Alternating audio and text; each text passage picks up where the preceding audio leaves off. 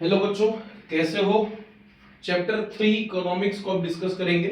Economics और के chapter 3 के जितने भी इंपॉर्टेंट क्वेश्चन है वो सबको डिस्कस करना है अभी यहाँ पे। इसके पूरे क्वेश्चंस को मैंने लिख के उसका पीडीएफ लेके इलाइट एजुकेशन हब के ऑफिशियल इंस्टाग्राम जो चैनल है उस पर मैंने एज अ पोस्ट पब्लिश करवाया हुआ है। और तो वहां पे जाके इकोनॉमिक्स के हर एक चैप्टर का जो इंपॉर्टेंट क्वेश्चंस का पीडीएफ है वो उधर अवेलेबल है, तो वहां पे जाके तुम लोग ले सकते हो। इसके अलावा ज्योग्राफी जो है उसके भी क्वेश्चंस मैं प्रोवाइड करवा रहा हूँ, तो ज्योग्राफी के भी क्वेश्चंस मिल जाएंगे। हिस्ट्री के भी जितने इंपॉर्टेंट क्वेश्चंस है मेरे हिसाब से जो आने चाहिए कल की एग्जाम के लिए वो सब उधर मिल जाएंगे। सो जितना भी रिटर्न वर्क वगैरह है वो इलाइट एजुकेशन हब का ऑफिशियल जो चैनल है इंस्टाग्राम पे उधर तुम लोग जाके उसको देख सकते हो, और स्क्रीनशॉट अगर कुछ लेना है तो तुम लोग ले सकते हो।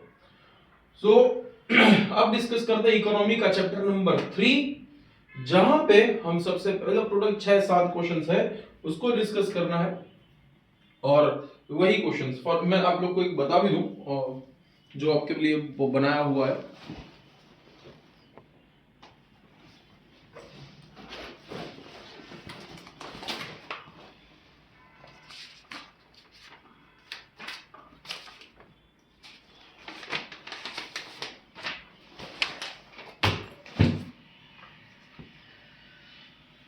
तो ऐसा पेज अवेलेबल रहेगा, मैंने रिटन फॉर्म में सभी क्वेश्चंस लिख के दिए हैं। ये पेज अवेलेबल है उधर इलाइट एजुकेशन हब के जो ऑफिशियल पेज है इंस्टाग्राम पेज पे, वहां पे अवेलेबल है क्वेश्चंस, और यही क्वेश्चंस का प्रैक्टिस करना आप लोग को मोस्टली। सो समझते हैं what is double coincidence, function of money. यहाँ पे टॉपिक्स मैंने लिख के रखे हैं, यहाँ से क्या क्या क्वेश्चन बनेंगे वो क्वेश्चंस ये वाले पेज पे आपको मिल जाएंगे, और यही पेज से हम लोग क्वेश्चंस को डिस्कस कर रहे हैं। सबसे पहले व्हाट इज डबल कोइंसिडेंस। तो डबल कोइंसिडेंस क्या होता है और मनी ये प्रॉब्लम को कैसे सॉल्व करता है।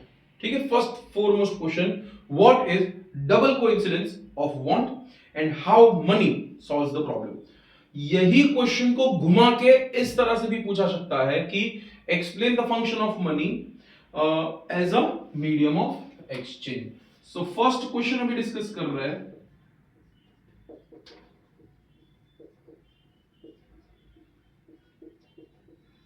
function of money as medium of exchange। इसी चीज को हम लोग बोलेंगे कि डबल कोइंसिडेंस का प्रॉब्लम क्या है और मनी इसको कैसे सॉल्व करता है। एग्जाम के लिए एमसीक्यूज के लिए एक चीज याद रखना, एक चीज होता है जिसको बोलते हैं बार्टर सिस्टम। बार्टर सिस्टम क्या है, when the goods and services are exchanged for goods and services. जहां पे मनी का कॉन्सेप्ट नहीं होता, पहले के टाइम पे होता था आप एक बोरी गेहूं दे दो, 2 बोरी चावल लेके जाओ, तो उसको बोलते हैं बार्टर सिस्टम।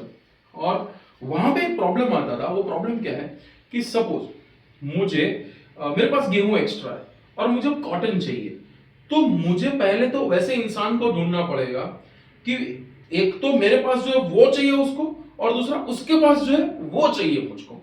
यही प्रॉब्लम को बोलते हैं डबल कोइंसिडेंस ऑफ वांट। मतलब ऐसा विश जो कि मेरा भी सेटिस्फाई हो रहा हो उसका भी सेटिस्फाई हो रहा हो, तो तब जाके वो एक्सचेंज हो पाएगा। तो बार्टर सिस्टम का सबसे बड़ा ये प्रॉब्लम था, यहां पे एक्सचेंज करने के लिए डबल कोइंसिडेंस ऑफ वांट होना चाहिए। So what is double coincidence of want, आप ये एग्जांपल के फॉर्मेट्स में लिख के एक्सप्लेन कर सकते हो। When a person wants to buy any kind of goods और services, he needs to find a person who wants to buy exact same kind of goods he wants to sell, and he wants to buy the exact same kind of good the person wants to sell. So this is double coincidence of want। और उसको money कैसे solve करना है। अब आज की तारीख में अगर आपको गेहूं लेने जाना है तो आपको ये ढूंढने की जरूरत नहीं कि कॉटन कौन बेच रहा है, आपको सीधा जाना है गेहूं मतलब खरीदना है, उसके पैसे दे देना है। अब अगर वो इंसान को कॉटन खरीदना है तो वो बाहर जाके वही पैसे को एक्सचेंज करके कॉटन खरीद सकता है, समझ रहे हो। अगर उसको कॉटन नहीं भी खरीदना फिर भी वो गेहूं मुझे बेचेगा, क्यों बेचेगा, मैं उसको पैसे दे रहा हूं, अब वो पैसे से वो कुछ भी खरीद सकता है। सो ये इंपॉर्टेंट हो गया कि फंक्शन ऑफ मनी क्या होता है as a medium of exchange। So this was the first question कि function of money as a medium of exchange। क्या अपने वर्ड्स में लिख सकते हैं, definitely you can write in your own words, अपने वर्ड्स में आंसर लिख सकते हैं। और उसके बाद ना जब बैंकिंग वाला कॉन्सेप्ट शुरू होता है तो उसमें एक कॉन्सेप्ट आता है जिसको बोलते हैं ड्राफ्ट चेक। तो कभी शायद एक चीज पूछ सकते हैं कि एक ड्राफ्ट चेक बना दो, ठीक है, ड्राफ्ट चेक बना दो, तो बना देते हैं, चलो।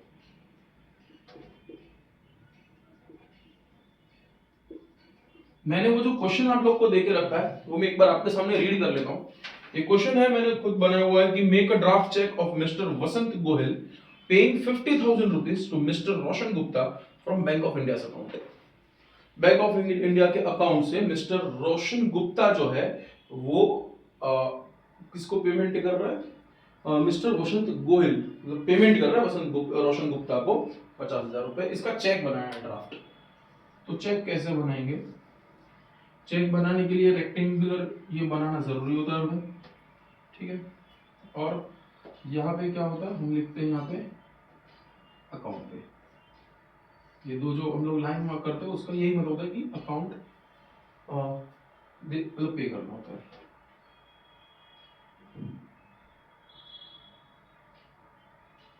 पे करना है, यहाँ पे बैंक का नाम लिखने का,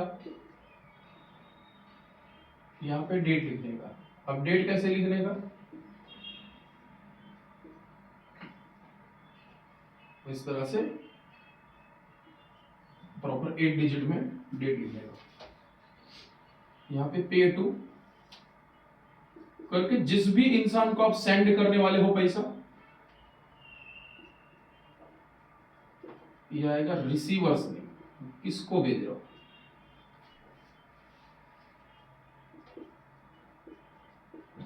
द टोटल सम ऑफ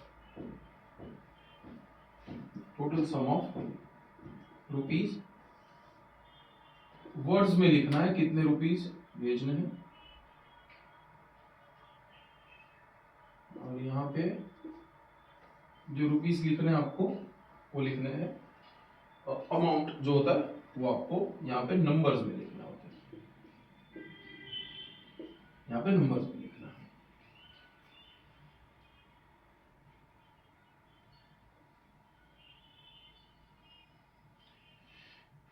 यहाँ पे और बहुत सारा चीज होता है, जैसे यहाँ पे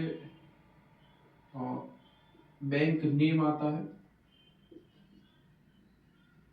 ब्रांच नेम आता है, एंड कोड होता है। फिर यहाँ पे होता है ऑथोराइज्ड सिग्नेचर, किसका साइन देना है, और उसका नाम। अब यहाँ पे किसका नाम होगा, ये होगा सेंडर वाला नाम, और यहाँ पे साइन करने का। फिर यहाँ पे चेक के वो नंबर्स लिखे रहते हैं, तो ऐसे करके 6 नंबर लिखे रहते हैं पहले, ये आपका चेक नंबर है, ये वाला चेक नंबर। और फिर यहाँ पे कुछ कुछ नंबर लिखा रहेगा, ये वो बैंक के लिए कोड रहता है यहाँ पे।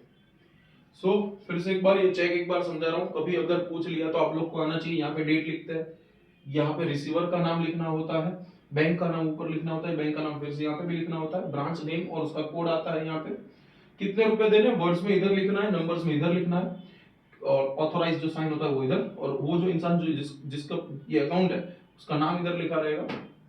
और ऐसे ये ड्राफ्ट चेक आप लोग को बनाना होता है। So this is how you will make a check. सो हमने सीख लिया डबल कोइंसिडेंस ऑफ वांट क्या होता है, हमने ये भी सीख लिया कि फंक्शंस ऑफ मनी क्या होते हैं, और हमने ये भी सीख लिया कि ड्राफ्ट चेक को कैसे बनाना है। और वेरियस टाइप्स ऑफ मनी क्या होते हैं ये आपको अभी से बता दो एक और बार तो क्लियर हो जाए। तो टाइप्स ऑफ मनी क्या होता है, मतलब किस तरह से हम लोग आज की तारीख में मनी यूज करते हैं। तो पहले के टाइम पे कैसे होता है, बार्टर सिस्टम होता था, तो cattles were used as a money, cattles को मनी की तरह यूज करते थे, गायों को बकरियों को एक्सचेंज के फॉर्म में यूज करते थे।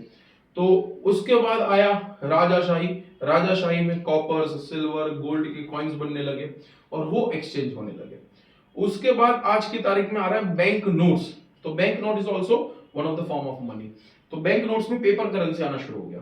उसके बाद आया क्रेडिट कार्ड, डेबिट कार्ड, उसको प्लास्टिक मनी बोलते हैं।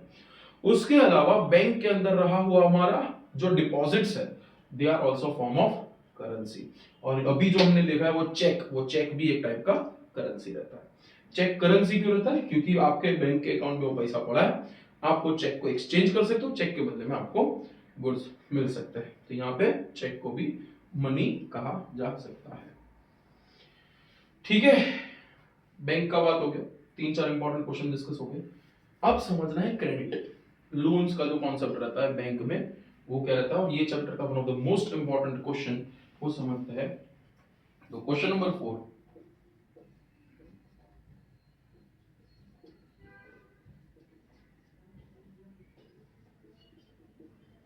Significance of credit in development.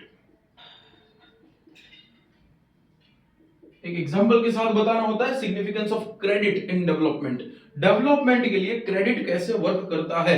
तुम लोग की टेक्स्ट बुक में 2 केस स्टडीज दे के रखा होता है, अभी भी है टेक्स्ट बुक में 2 केस स्टडीज है। तो वो केस स्टडीज के हिसाब से अगर समझना है तो उससे समझ लेते हैं, और एक एग्जांपल मैं दे देता हूं तो उससे भी आप समझ पाओगे। सपोज एक पर्सन है, उसको किसी ने ऑर्डर दिया, उसको ऑर्डर दिया कि भाई मेरे को 10,000 शर्ट्स चाहिए मेरी कंपनी के लिए, मेरी कंपनी के लिए 10,000 शर्ट चाहिए। अब ठीक है, ये पर्सन बोला कि okay sir I will make it for you. इतना बड़ा ऑर्डर 10,000 शर्ट का, और बोला कि for every shirt I will charge you 250 rupees या फिर 200 rupees. For every shirt I will charge you 200 rupees. तो भाई पैसा वाला हो गया ये, 20 लाख रुपए का कॉन्ट्रैक्ट, ठीक है। 20 लाख का कॉन्ट्रैक्ट है। अब है क्या बच्चा, ये 20 लाख का कॉन्ट्रैक्ट है, लेकिन इसको रॉ मटेरियल के लिए तो पैसा चाहिए ना। अब अगर इतना 10,000 शर्ट उसको बना के देना है, 10,000 शर्ट्स बना के देना है, तो ये इंसान को डेफिनेटली मतलब लोग चाहिए काम करने के लिए, उसका तो पगार देना है। ये इंसान इसको क्या पगार कब दे, पैसा कब देगा, ये 20 लाख रुपए कब देगा, ऑर्डर डिलीवर होने के बाद देगा, थोड़ा बहुत एडवांस में देगा। लेकिन है क्या, इसको एक्सपेंसेस लगेंगे। एक्सपेंसेस क्या लगेंगे बच्चा, एक्सपेंसेस लगेंगे कि भाई इसको रेंट देना होता है जगह पे। अब इतना बड़ा ऑर्डर लिया है तो दिन रात काम करना पड़ेगा, तो इलेक्ट्रिसिटी का पेमेंट करना है इसको। इसको रॉ मटेरियल भी तो लाना है, शर्ट ऐसे ही थोड़ी ना बनेगा। और जो मजदूर आएंगे, लेबर जो आएंगे, उनको पैसा भी तो देना है। तो ये सब का मान लो कि उसको टोटल खर्चा अभी लग रहा है 6.5 लाख रुपए, उसको 6.5 लाख रुपए कॉस्ट लग रहा है। अब इसमें 15-20% भी एडवांस मान लेता है तो 4 लाख रुपए दिए। अब है क्या, ये बंदे के पास पैसे तो आएंगे, ये बंदा नेट तो प्रॉफिट में, सपोज 6.5 लाख 7 लाख भी अगर गिन लो तो 13 लाख रुपए तो ये इंसान प्रॉफिट में जा रहा है। अगर 6.5 लाख के हिसाब से गिनो 13.5 लाख प्रॉफिट में जा रहा है इंसान। लेकिन ये कब मिलेगा, बाद में मिलेगा, अभी उसके पास पैसा नहीं है। तो अगर वो पैसा नहीं जमा करवा पाया, वो ऑर्डर चला जाएगा, ये ऑर्डर किसी और को मिल जाएगा। तो है क्या कि ये जो रिमेनिंग उसको 1.5 लाख रुपए, उसके लिए उसको चाहिए क्रेडिट, लोन चाहिए। लोन क्या होता है, पैसे लेता है बैंक, आप लोग को पता है लोन क्या होता है, बैंक पैसा देता है, थोड़ा टाइम के बाद आपको वापस करना होता है। सो ये हिसाब से अगर बैंक ने टाइम पर उसको लोन दे दिया, वो अपना काम कर पाएगा, काम खत्म किया और पैसा जनरेट हुआ, उसमें से बैंक को इंटरेस्ट के साथ वो पैसे वापस कर देगा, फिर भी अभी भी वो प्रॉफिट अच्छा खासा कमा लेगा। इसका भी काम हो गया, जिसको काम चाहिए था उसका भी खत्म हो गया, और देश को अल्टीमेटली जीडीपी में इंक्रीमेंट भी देखने को मिला। सो क्रेडिट होता है ऐसे पॉजिटिवली काम करता है। बैंक का लोन जो रहता है, क्रेडिट क्रिएशन पॉजिटिवली काम करता है। लेकिन एक और चीज समझो, आपने पहले के वो जमाने में देखा होगा कि लोग लोन ले लेते हैं, फिर डेट ट्रैप में फंस जाता है। मतलब एक लोन चुकाने के लिए दूसरा लोन लेते हैं, उस पर ब्याज बढ़ता है, वो चुकाने के लिए कहीं और से लोन लेते हैं, उस पर ब्याज बढ़ता है, पूरा जिंदगी उसका ब्याज भरने भरने में निकल जाता है। और ये चीज को बोलते हैं हम लोग डेट ट्रैप, बोलते हैं डेट ट्रैप, मतलब कर्ज जो होता है उनके जाल में फंस जाना बेसिकली। तो एग्जाम में पूछेंगे कि significance of credit in development, तो कहेंगे कि credit plays an important role in development as it provides much needed timely financial support. और उसका करके केस स्टडी दे देंगे, एक एग्जांपल डेफिनेटली, और यहाँ पे बोलेंगे कि ये टाइमली हेल्प बहुत ज्यादा इंपॉर्टेंट होता है कोई भी देश को ग्रो करने के लिए। सो this is how it signifies the development. तो ये हो गया। ओके, अब जब यहां पे क्रेडिट की बात आती है तो बैंक में अगर हम लोन लेने जाते तो बैंक एज इट इज तो मुंह उठा के तो किसी को भी लोन नहीं दे देता ना। बैंक बोलता है कि भाई ये डॉक्यूमेंट दो, आपके 3 साल का इनकम टैक्स का रिटर्न्स दिखाओ, कितना आप टैक्स भर रहे हो, आप कहां से पैसे कमा रहे हो, उसका कोई सोर्स दो। ठीक है, जैसे आप होम लोन ले रहे हो, तो जब तक आप बैंक को पूरा होम लोन वापस नहीं करते, पैसा वापस नहीं करते, आपके घर के कागजात ओरिजिनल उसके पास रहता है।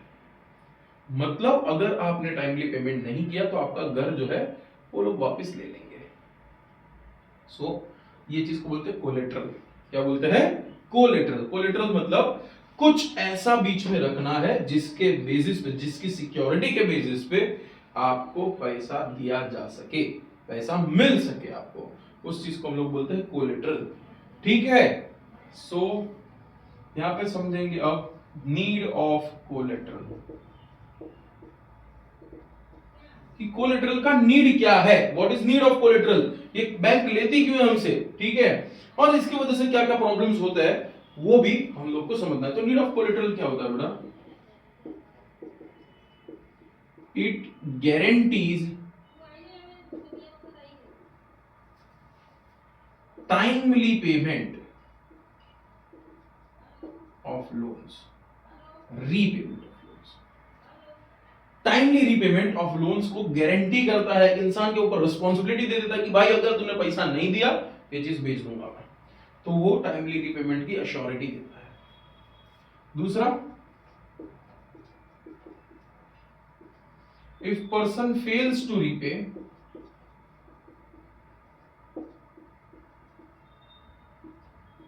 banks can regenerate the amount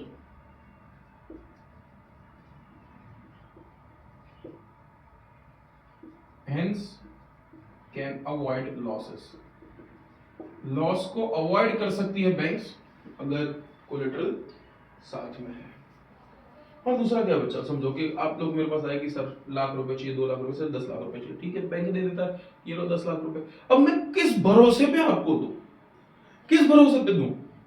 तो वो भरोसा बिल्ड करने का काम कोलेटरल का होता है। यहां पे ये गिरवी रख रहा हूं, ये भाई ये है जिम्मेदारी। तो तीसरा चीज जो है इसको हम लोग कहते हैं it builds the trust between lender and borrower. जो कर्ज दे रहा है और जो कर्ज ले रहा है, दोनों के बीच में एक ट्रस्ट बिल्ड करता है कोलेटरल का जरूरत। सो आई होप कि कोलेटरल क्या होता है, कोलेटरल का जरूरत क्या है, और टर्म्स ऑफ क्रेडिट में एक टर्म्स ऑफ क्रेडिट होता है, कोलेटरल भी होता है। ठीक है, टर्म्स ऑफ क्रेडिट मतलब क्या होता है? टर्म्स ऑफ क्रेडिट कभी अगर एग्जाम में पूछ लिया तो टर्म्स ऑफ क्रेडिट में क्या होता है, अमाउंट कितना रहेगा और कौन सी कंडीशंस पे ये अमाउंट मिल रहा है, कौन सी किस तरह से आप इसका रीपेमेंट करोगे, और बीच में कोलेटरल क्या है, ये सबको मिला के हम लोग बोलते हैं टर्म्स ऑफ क्रेडिट। ठीक है, फिर से एक बार रिपीट करो, what are the terms of credit? The amount to be disbursed, how to repay, what is the guarantee, that is security, ये चीज को कोलेटरल को सिक्योरिटी भी बोलते हैं। तो ये सब मिला जुला के बाकी के टर्म्स एंड कंडीशंस को मिला जुला के बनता है टर्म्स ऑफ क्रेडिट। ठीक है, ओके चलो एक और क्वेश्चन मैंने बनाया हुआ यहां पर डिस्कस कर लेते हैं। Credit by banks are the best way to get loans but common people finds it difficult to get credit from banks. अगर हाँ ये दिख रहा है तो मैं साइड में जाता हूं थोड़ा।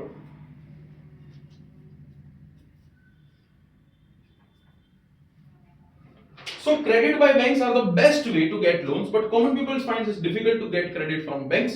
In light of this statement, show some advantages and limitations of bank loans. Bank जो इंस्टीट्यूशनल लोन्स देता है उसका फायदा और नुकसान क्या है, मतलब क्या लिमिटेशंस आते हैं, फायदा क्या रहता है और कहां कहां पे प्रॉब्लम क्रिएट हो रहा है। देखो बेनिफिट्स,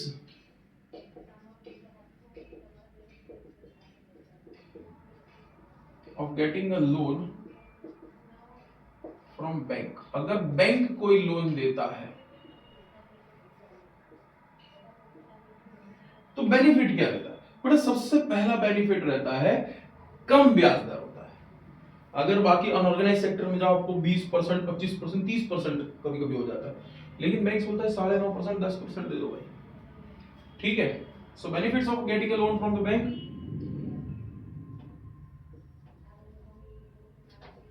पहला बेनिफिट होता है कि lesser interest rates, interest rate कम लगता है। दूसरा बेनिफिट क्या है बैंक से लोन लेने का, ये हाईली सिक्योर रहता है, ये ज्यादा सिक्योर रहता है और they are regulated by the RBI, it is regulated by RBI. So आपका जो डेटा वगैरह वो ज्यादा सिक्योर है क्योंकि आरबीआई जो है वो उसको रेगुलेट करता है, reserve bank of India regulate करता है। सो बैंक्स अपनी मर्जी के हिसाब से आपकी लोन के हिसाब से लोन के ऊपर कुछ नहीं कर सकती, ठीक है। दूसरा, इट प्रमोट्स, क्या प्रमोट करता है बेटा, डेवलपमेंट एंड ग्रोथ, ग्रोथ और डेवलपमेंट को प्रमोट करने का काम करता है बैंक लोन, ठीक है। चलो, लेकिन प्रॉब्लम्स भी है इसके साथ कुछ, तो अब लिमिटेशंस क्या है बेटा, नीड्स कोलेटरल, कोलेटरल चाहिए, कुछ ना कुछ गिरवी रखना पड़ेगा, and hence everyone especially poor can't get loans on time, can't get loans समझो। तो कोलेटरल चाहिए, तो हर एक के पास तो कोलेटरल है नहीं, तो ग्रास रूट पे वो पहुंच नहीं सकते, तो स्पेशली पुअर लोग जो है उनको लोन लेने में काफी दिक्कत हो सकती है। दूसरा चीज देखो, कोलेटरल तो चाहिए, पुअर लोग को नहीं मिलता, लेकिन ये और एक कॉम्प्लेक्स थिंग होती है, बहुत सारे डॉक्यूमेंटेशंस होते हैं, तो needs lot of documentation,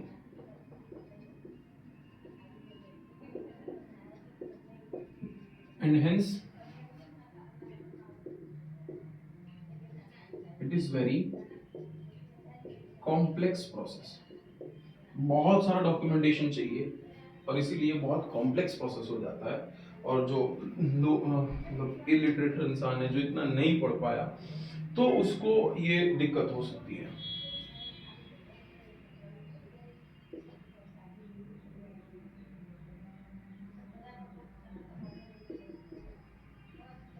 can not reach to grass root level,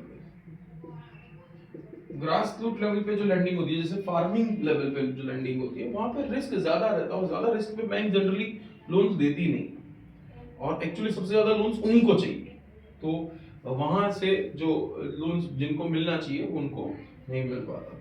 so these are some of the, ये मोस्ट इंपॉर्टेंट क्वेश्चन आप मार्क कर सकते हो, इसको एक बार नोट डाउन कर लो इसको, कि बैंक से लोन लेने का बेनिफिट क्या रहता है और उससे जुड़े लिमिटेशंस क्या है।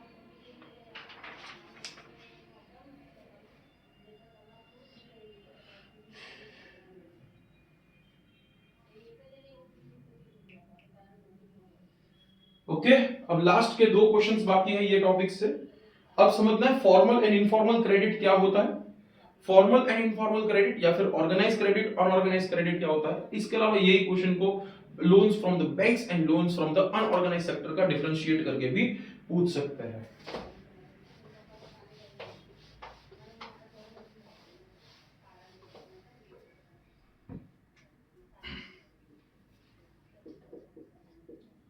ये हो गया हमारा question number 7, formal and informal credit का difference, formal credit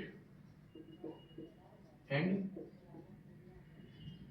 informal credit, दोनों के बीच में क्या डिफरेंस रहता है। तो फॉर्मल क्रेडिट क्या होता है बच्चा, आप बैंक में गए, आपने लोन लिया, तो वहां पे कोलेटरल साइन करवाया, आरबीआई से रेगुलेटेड ये सब चीजें है, इसको बोलते हैं फॉर्मल क्रेडिट या फिर ऑर्गेनाइज्ड क्रेडिट। सो फॉर्मल क्रेडिट क्या होता है, it is based on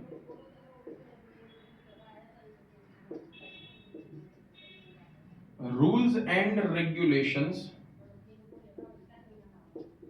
off RBI. जबकि इनफॉर्मल क्रेडिट क्या होता है, आपने अपने चाचा से पैसा ले लिया ब्याज पे, आप कोई मनी लेंडर के पास गए, आपने बोला कि पैसा चाहिए, वो कोई सोनी लोग जो होता है, लोग जो लोकल गोल्ड स्मिथ होता है, उनके वहां पे गए, आपने अपना कुछ गोल्ड रखा, उसने पैसा दिया, बोला इतने मंथ में वापस देना है। और इसी चीज को मतलब जो इन शॉर्ट बैंक्स में नहीं जाना, बैंक्स में नहीं जाना, वो फॉर्मेलिटीज में नहीं पढ़ना, रूल्स एंड रेगुलेशंस की बात नहीं आती, तो वो सब चीजों को वहां से जब पैसा उठाते हैं इसको बोलते हैं informal credit. So it does not comes under regulations, तो रेगुलेशंस के अंडर ये नहीं आते। एग्जांपल देना होता है बेटा तुरंत ही, एग्जांपल लोन्स फ्रॉम बैंक्स, और यहां पे example loans from money lenders, local जो मनी लेंडर्स होते हैं उससे लोन लिया। फॉर्मल क्रेडिट का जनरल देखो बच्चा है क्या कि बाहर के लोग ज्यादा रिस्क उठाते हैं, ठीक है क्या कि सपोज आपको कोई इंसान बाहर से कोई पैसा दे रहा है तो रिस्क उठाता है ज्यादा कि कल जाके आपने पैसा नहीं दिया तो इसीलिए उसका रेट ऑफ इंटरेस्ट भी ज्यादा रहता है। बाहर से आप कहीं से भी पैसा उठाना बेटा, रेट ऑफ इंटरेस्ट ज्यादा रहता है। बोलेंगे कि 2% 3% पर मंथ के हिसाब से 3%, मतलब समझो 12 महीने के हिसाब से 36% इंटरेस्ट, जबकि यही चीज बैंक आपको 10 या फिर 12% में पर्सनल लोन देता है। सो कितना huge gap, there is a huge gap between the interest. ये भी इसका मेन रीजन यही है कि बैंक्स कम रिस्क उठाता है, प्राइवेट लैंडर्स जो होते हैं वो ज्यादा रिस्क उठाते हैं, ठीक है। सो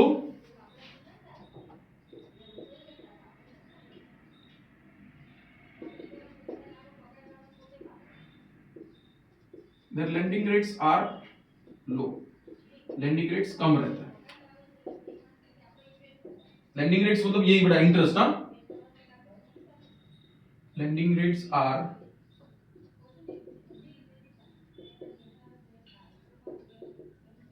comparatively higher, ज्यादा रहता है।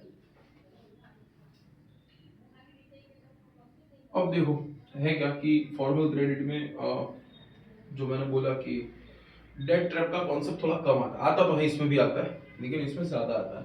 चीटिंग होने का चांस इसमें बहुत ज्यादा ना के बराबर होता है, इसमें बहुत ज्यादा चीटिंग वगैरह होता है, हो सकता है। और जो लेकिन है क्या, एक एडवांटेज थोड़ा ये भी है कि not effective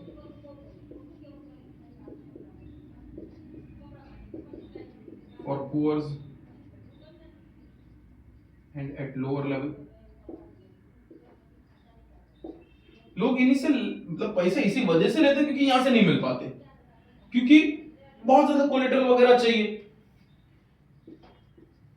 so it is very complex process and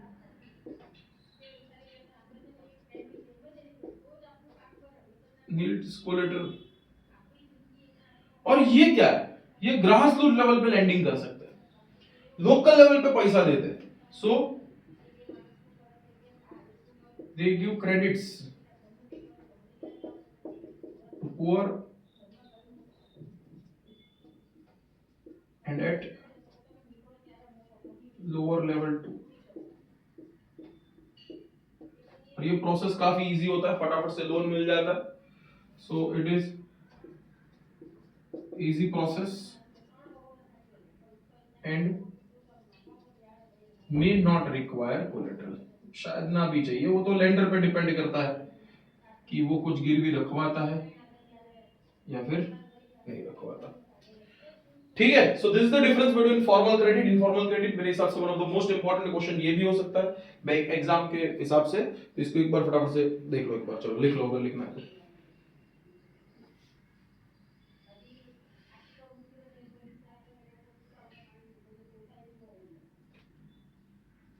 okay so अब लास्ट क्वेश्चन डिस्कस करते हैं जिसका नाम है self help group. Most most most important question, case study में भी पूछ सकते हैं सेल्फ हेल्प ग्रुप को, या फिर डायरेक्ट क्वेश्चन भी बन सकता है सेल्फ हेल्प ग्रुप से। 3 मार्क्स में भी बन सकता है, 5 मार्क्स में भी बन सकता है। Self help group one of the most important question आज की तारीख के हिसाब से, इसको किए बिना मत जाना। वैसे तो ये सभी क्वेश्चन को किए बिना मत जाना, इतना टाइम नहीं लग रहा तुम लोग को वीडियोस वगैरह देखने में, और खत्म कर लो साथ साथ में तो पूरा एकदम क्लियर हो ही जाए। सो सेल्फ हेल्प ग्रुप को पूरा समझ लो अच्छे से एक बार, कि ये बेसिकली होते क्या है, किस वजह से बनाए जाते हैं, और बेसिकली इनका फीचर क्या होता है। सेल्फ हेल्प ग्रुप के ऊपर शॉर्ट नोट भी पूछ सकते हैं। एक क्वेश्चन जो मैंने वो नोट्स में बना के दिया, वो भी एक बार देख लेना कि सेल्फ हेल्प ग्रुप जो होता है वो ग्रास रूट लेवल पे पैसा देने के लिए बहुत इंपॉर्टेंट चीज होती है, और जहां पे बैंक फेल हो जाता है पैसा देना, मतलब कोलेटरल देना। तो सेल्फ हेल्प ग्रुप बेसिकली है क्या? So they are small group of people mostly from the same region. एक ही रीजन के, एक ही विलेज के 10 से 15 लोग इकट्ठा हो जाएंगे। कभी कभी एक ग्रुप जो है वो 50 से लेके 300 तक का हो सकता है। तो ये ग्रुप का साइज मैटर करता है कि छोटा ग्रुप है बड़ा ग्रुप है, लेकिन वो ग्रुप होता है, ठीक है। और जनरली ये आपस में एक दूसरे को जानते होते हैं।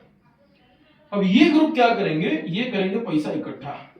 जो मेंबर्स होते हैं they contribute some amount as a saving, some amount as a saving वो प्रोवाइड देते हैं अपने ग्रुप को।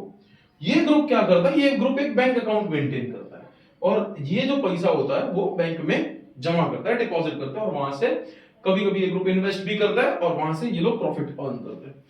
और फिर ये क्या करते हैं कि अपने ही ये जो ग्रुप के मेंबर्स है उसमें से भी किसी को लोन का जरूरत पड़ा तो उसकी कैपेसिटी के हिसाब से, क्योंकि ये लोग जानते हैं एक दूसरे को, they are the part of the group, तो ये उसके कैपेसिटी के हिसाब से उसको लोन्स देंगे और वापस टाइमली इसका रिकलेक्शन करेंगे, और इस तरह से एक दूसरे की जो लोन्स की नीड है वो कंप्लीट करते हैं। So these are the self help group. ये पर्टिकुलरली फेमस है साउथ इंडिया में ज्यादा है, नॉर्थ इंडिया में सेल्फ हेल्प ग्रुप है बहुत है, लेकिन इतना सिग्निफिकेंस नहीं शो कर रहे हैं जितना वो साउथ इंडिया में ज्यादा शो कर रहा है। तो सेल्फ हेल्प ग्रुप्स क्या है, तो they are the groups of people with same financial mentality. तो this people contributes some amount every month based on their rules and regulations and they provide loan to the members। उनके जो members होते हैं उन्हीं को ये loans देते हैं and they recollect the loan amount on time। और ये मेथड से देखो इसके एडवांटेजेस क्या रहता है बेटा। फर्स्ट, ये लोग टाइम पर पैसा रिकलेक्ट कर लेते हैं, ठीक है। So it is effective tool, it is very very effective tool to provide lending. Credit जो देना होता है इसका बहुत इफेक्टिव टूल होता है जहां पे बैंक्स इनको लोन नहीं दे पाता। और अब है क्या, क्योंकि ये ग्रुप पूरा बन चुका है, अब ग्रुप के ऊपर बैंक को ज्यादा ट्रस्ट रहता है, तो बैंक ये ग्रुप को कम ब्याज दर पे पैसा देता है, और इसी वजह से जो लैंडिंग होता है ये प्रोसेस काफी हद तक इजी हो जाता है। तो ये था सेल्फ हेल्प ग्रुप। इसके एडवांटेजेस मैंने आपको बताया कि सेल्फ हेल्प ग्रुप की एडवांटेजेस क्या है, लैंडिंग इजी कर देता है, दूसरा टाइमली रिकलेक्शंस हो जाते हैं, तीसरा ये इफेक्टिव वे होता है छोटे छोटे ग्रुप्स में फाइनेंशियल मैनेजमेंट का, क्योंकि सेल्फ हेल्प ग्रुप ना सिर्फ पैसा देता है बल्कि ये पैसे को कैसे मैनेज करना है, कैसे फाइनेंशियली इसको यूज करना है, कैसे फाइनेंशियल डिसिप्लिन क्रिएट करना है, ये सभी एक अपने मेंबर्स को सिखाता है। तो यहां से फाइनेंशियल अवेयरनेस भी क्रिएट करते हैं सेल्फ हेल्प ग्रुप्स। लोगों में सेविंग का टेंडेंसी बढ़ाते हैं, क्योंकि हर एक मेंबर को कुछ अमाउंट होता है वो कंट्रीब्यूट करना होता है एवरी मंथ या फिर एवरी ईयर के हिसाब से, वो based on rules and regulations of self help group पे डिपेंड करता है। सो ये थे सेल्फ हेल्प ग्रुप और इसके क्वेश्चंस। ये चैप्टर से जो भी क्वेश्चंस है मैं फिर से एक बार बोल दे रहा हूं, ये अवेलेबल भी रहेगा इलाइट एजुकेशन हब के ऑफिशियल चैनल पे, तो आपको वहां से चाहिए तो वो कर लो। तो क्वेश्चन नंबर 1 है what is the double coincidence of want, और ये मनी कैसे सॉल्व करता है, या तो फिर यही क्वेश्चन कैसे पूछ सकते हैं कि फंक्शन ऑफ मनी एक्सप्लेन करो as a medium of exchange. फिर एक ड्राफ्ट चेक कैसे बनाना होता है वो मैंने एक्सप्लेन किया, टाइप्स ऑफ मनी क्या होता है वो एक्सप्लेन किया, role of credit in development क्या होता है, one of the most important question, या फिर credit plays an important role for development, explain the statement करके पूछ सकते हैं। उसके बाद टर्म्स ऑफ क्रेडिट क्या होता है, कोलेटरल का इंपॉर्टेंस क्या होता है, उसका मीनिंग क्या होता है, ये इंपॉर्टेंट है। और दूसरा कि इंस्टीट्यूशनल लोन जो होते हैं वो काफी हद तक अच्छे होते हैं, लेकिन हर कोई ये लोन को अफोर्ड, ये लोन को नहीं ले पाता, तो इसके ऊपर आपको दोनों पक्ष रखने होते हैं कि कैसे अच्छे है कैसे नहीं है। तो advantages and limitations of bank loans important question. उसके अलावा लास्ट जो है वो डिफरेंशिएट है between formal and informal credit, यही चीज को credit from bank and credit from unorganised sector ऐसा करके क्वेश्चन पूछ सकते हैं। सेल्फ हेल्प ग्रुप लास्ट में हमने डिस्कस किया, सेल्फ हेल्प ग्रुप क्या होते हैं, उनके एडवांटेजेस क्या है, सिग्निफिकेंस क्या है, और वो कैसे डेवलपमेंट में हेल्प करते हैं।